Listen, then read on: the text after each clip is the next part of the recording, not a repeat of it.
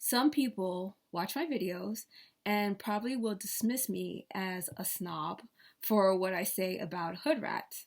What I'm saying is based on my experiences and not some theoretical or ideological whim. There are people who have said or observed the same things but were dismissed. Some were accused of ideology because they never met or interacted with hood rats for long periods of time. It was argued that if they had, their opinion would be different. Others were dismissed as basing everything on theory and not proven fact. They too supposed this would happen because that happened. All the good things about the hood rats were pointed out to them, and the bad things were excused because of the hood rats' environment. In other words, whether you try to warn people about the hood rats based on theory or ideology, you didn't know what you were talking about. That's what everybody supposed. I have a similar background, educational, socioeconomic, etc., to most of the theoreticians and ideologists, but I have one extra advantage: experience. What I say is based on experience and direct observation as someone who is or who has the formal training to analyze these types of things. I was driven to poverty by stalking and had to live in poor and or racist communities. The hood rats didn't feel the need to be on their best behavior because I had nothing to offer. I had nothing to offer them, so they didn't feel like they need to be on their best behavior around me. As a matter of fact, they wanted to take me down a notch because they noticed that I was not like them. I got to see them partially unmasked, and my account is grounded in reality. I had no idea that hood rats really existed until 2014, when I was completely broke and I was forced to interact with them. I saw people like them in rap videos, movies, and heard about them. I always thought it was exaggerations and untruths, and I thought it was exaggerations and untruths until I actually had to deal with them for many years, many hard years. I didn't live in the hood because it looked a bit too dangerous. I wouldn't live in the hood. I wouldn't live in the hood, so they brought the hood to me.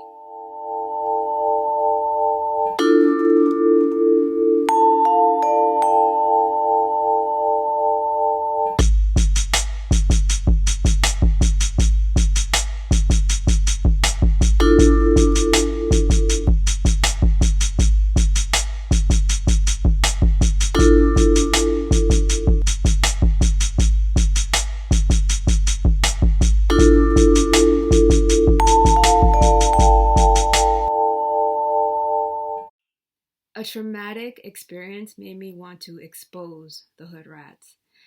After being unemployed for a long time, I finally found a job and was able to move out of the racist house that I spoke about in an earlier video. I moved into a studio in a decent area. It was one of the better neighborhoods in the city and a quiet street. It definitely wasn't the hood, and had a majority white population. Maintenance came about once a week to clean the hallways and repair things. The building was kept neat. The previous property managers didn't clean the apartments like they should have, but the new managers started to renovate the apartment as soon as they became available. It wasn't a dilapidated building, but my apartment was dirty when I moved in. It was okay. I planned to stay there for a year and save money because the rent was cheap. After a while, some hood rats started to move in. I will talk about each of them in upcoming videos because since they brought the hood to me, I was able to get some idea of what hood rats were like. I never befriended a hood rat because it should be obvious by now that they wouldn't get along with me. We just wouldn't get along. A hood rat is a psychopathic person, usually a Black person, who grew up in impoverished areas, or is the kid of a hood rat parent where the parent held on to his or her hood rat roots and the kid has continued in his or her parents' hood rat steps. Not all Black people are hood rats. Not all African Americans are hood rats. Not all poor people or people who grew up in poor areas or who grew up poor are hood rats. The main distinction here is psychopathy. Hood rats are psychopaths who also happen to share these other traits with other people. Not all psychopaths are hood rats, but all hood rats are psychopaths. So, 2 hood rat couples moved next door to me while I was there. 2 mixed couples, one person was a hood rat, moved next door on the other side. It was hell. After only having to live next door to hood rats, after I lived with them and I didn't live in the hood, but I only got this experience and know about hood rats because I had to live next door to them in non-hood rat neighborhoods. So after that, it confirmed that I could never live in the hood or befriend any hood rat, or even a couple where one person is a hood rat. It became very clear that that wasn't going to work. The building already had some nut jobs because the rent was cheap, and the rent was cheap for a decent neighborhood. But when these hood rats moved in, it all went downhill. It was still a majority white building. The people who lived across the hall were racist, and they were pretty quiet. I can't make this stuff up. It was a crazy experience. There was another hood rat couple that lived upstairs at one time, and all you ever heard was fighting. Not just arguing, physical fighting at least once a week. It probably happened more than once a week, but at least once a week you were going to hear them physically fighting. It was quiet. It was a quiet place when I moved in, mostly Spanish people and white people. But when the hood rats started moving in and fighting, the Spanish people moved out. The place changed, and it really started to feel like I was living in the hood. People started leaving their garbage in the hallways.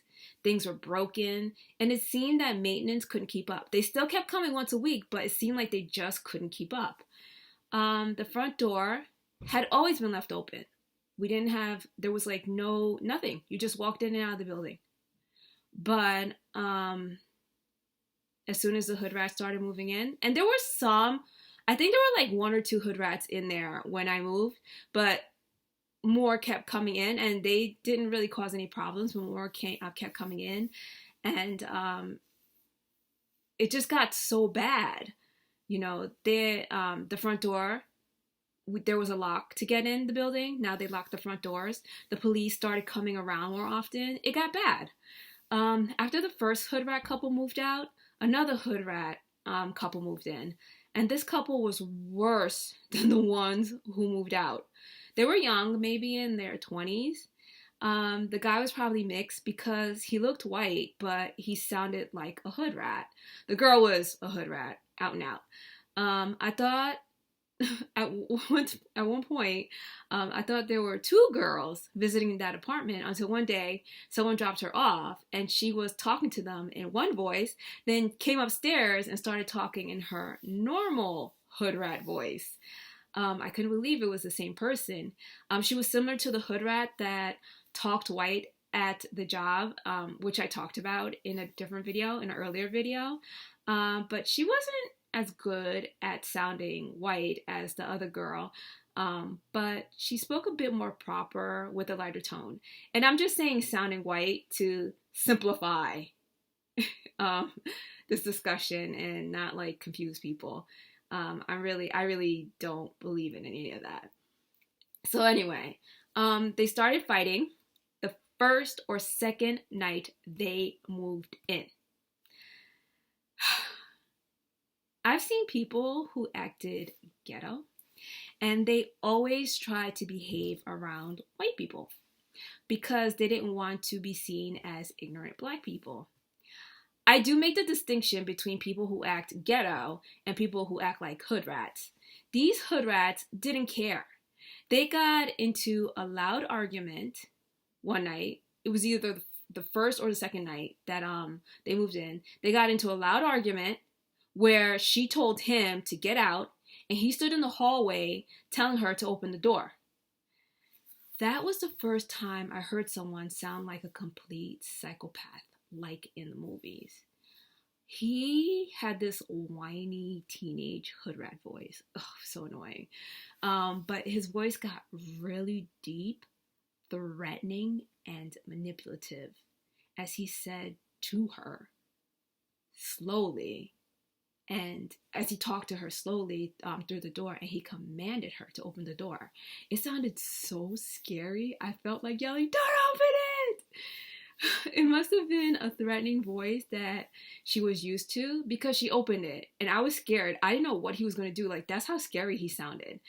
And, but he went in and they continued fighting. He didn't, like, do anything except, I think he probably banged stuff and I don't know, whatever. It went on like this from then on. They just fought and it was just a lot. And he was abusive towards her, and she tolerated it. He yelled and he threw things around. Every week was like this, and no one called the cops on them. I didn't either, and I didn't complain to the landlord because I didn't want to start a feud. I learned that if you complain about something people like that did, they usually do it more out of spite. So I planned on moving anyway, so I was just like, whatever. And I usually played music loudly until it got quieter. One day, I was up all night completing a video. I had to get to work the next day, but I wanted to finish the video that night. I heard some strange things coming out of their apartment, and it even sounded like they were having sex at one point. I had my headphones on, blasting music, and I was trying to finish the video, so I only heard bits and pieces of the noise coming from their apartment. I didn't get any sleep that night. It was only a few hours before I had to go to work, and the video still wasn't done. I heard the hood rat boy yelling at someone, saying that he wanted to fight the person. I thought he was talking to his girlfriend again and rolled my eyes. I put my headphones on and went back. I put my headphones on and I went back to sleep. And I went back to my video, not sleep, my video. It got so loud, I could hear him picking a fight over my music. This went on for hours, with him threatening someone and saying how bad he wanted to beat this person up. And I only heard him talking the whole time. I didn't know what was going on in that apartment. The sun started to come out. There was a blizzard, and I had to walk to work. I finished the video about an hour before I had to go to work and was cleaning up. And that's when I heard the physical fight start. There was a lot of banging and he was yelling. I felt sick to my stomach. I turned up the music, but something kept telling me to pay attention, to help, to call the cops. As I said before, it was a building with a white majority, so I figured that someone would call the cops soon. This was really traumatic. Where I'm from, white people didn't tolerate that type of behavior in their neighborhood. So I thought they would call the cops soon. Um, I waited to hear the sound of the cop cars pulling in as I got ready for work, and the sounds of some brutal fighting became louder. I didn't know I was gonna cry, but um, the sounds of some brutal fighting became louder, and I wondered what was taking the cops so long. Someone must have called, especially the racists across the hall. Someone must have called the cops on them, because the fighting was just like, you just heard like all this banging, and it was really bad. Something inside me was screaming for me to call the cops, but I ignored it because I had to get to work and I couldn't wait around to answer questions. And oh my God, I didn't think I was gonna cry. I was seriously crying inside and begging myself to call the cops, but I didn't know why. Remember that the hood rat couple usually fought like this? And from my experience back home, I just thought it was just them fighting again. And from my experience back home, I knew for certain that someone, especially the white people, would call the cops. I just knew that. And, I just said to myself, there's a blizzard. And the blizzard must have been what was slowing them down. After about an hour of some terrifying yelling and banging, I heard a young boy cry out. Then I heard another bunch of boys happily talking. Oh my God. The hood rat, after they quieted down, after the boy cried out, the hood rat guy was in the best mood ever. I've never heard him, in such a good mood. I could hear in his voice that he felt good. Someone told him to calm down, and his hood rat girlfriend said they both need to calm down. And that's when I realized what was going on. Somebody got jumped in that apartment. A bunch of guys beat up one guy. I was horrified. No one called the cops, not even the white people, even though the hood rats were so loud that everyone in that apartment building must have heard what was going on. I couldn't believe what happened. No one called the cops, and not even me. I didn't know what was going on. I didn't know that people actually did those things. I didn't know people did things like that. And I just stood there, stunned, realizing what I let happen. I felt bad and sick. Their apartment cleared out, and I heard one of the guys say he had to leave before he hurt the boy anymore. It was disgusting. He was like, I have to go before I hurt you anymore. And he was actually laughing while he said it. Sorry, it was okay. These psychopaths really enjoyed what they did to this other boy. There was no remorse or regret in their voices, and I was traumatized. I heard the hood rat guy say that he had to go to work, and he was in a really good mood. I mean, that just stuck with me, like how he talked. It was like they were at a party and they just had a really good time. And it was just so weird. And the girl felt no remorse, and everyone was just acting like they just left a good party. And it was strange. This was how psychopaths act after brutally beating someone. Like, it was horrible what was going on in there. I thought he was just throwing around furniture like he usually did. Okay. Sorry, it was a really traumatizing experience. So, I need to take a minute. I got ready for work, and even though I had failed to do something, I still felt like I had to do something. So I texted the landlord that someone just got beat up by the people next door. He told me to call the cops, and I felt horrible. I should have paid attention. I should have just called the cops. But I didn't know what was going on. I was relying on the other tenants to do something. And I felt as if I let the hood rats get away with hurting someone. That poor boy, trapped in a room full of psychopaths, attacked, and no one helped him. I felt the weight of that for years. I felt like I should have done something, and I've cried about it. I didn't do anything about that because I didn't know that people actually did those things. I didn't know people did those types of things. These hood rats were horrible people. It was too late for me to help him. I thought about how they probably tormented him afterwards, how he probably couldn't go to the police because they knew him. They knew where he and his family lived.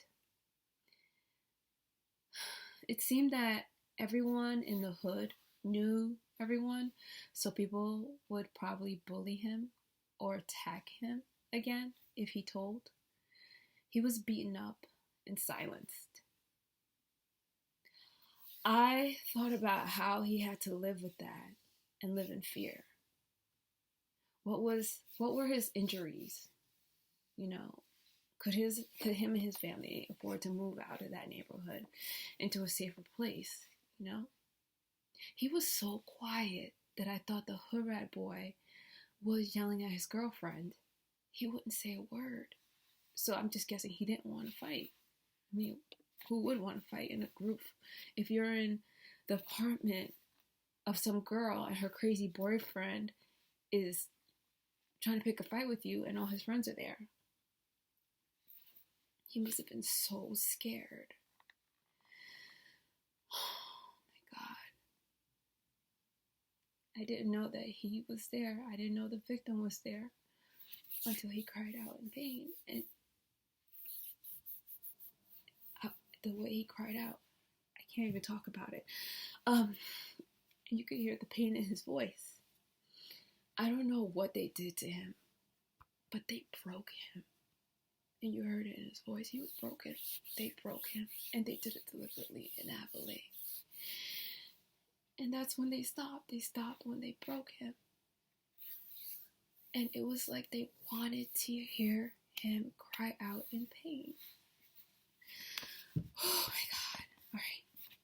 No, I decided to move out of there right away.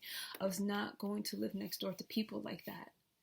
I found a place and I would have moved out that month, but it didn't work out last minute. I wasn't going to stay there. The fact that no one called the cops and they probably heard the whole thing sickened me. It was not okay. And those are not the type of neighbors that I would want to live around. And I felt so bad about that. About not doing anything. All these years I felt so bad about it. I didn't help him and it bothered me. I now know what hood rats are capable of. The brutality is not just a movie scene, a rap video, or a song lyric. It is real. Like they really do some of those things. They actually do these things to each other and other people. I hear them saying things like snitches get stitches. I didn't live in the hood, but these people acted like they were living in the hood. They never changed their behavior when they moved in. It's not like they moved into a better neighborhood and decided, oh, we're gonna, act a little bit better, be a little bit more quiet. No, they acted like they were still living in the hood, and that's why I started feeling like I lived in the hood.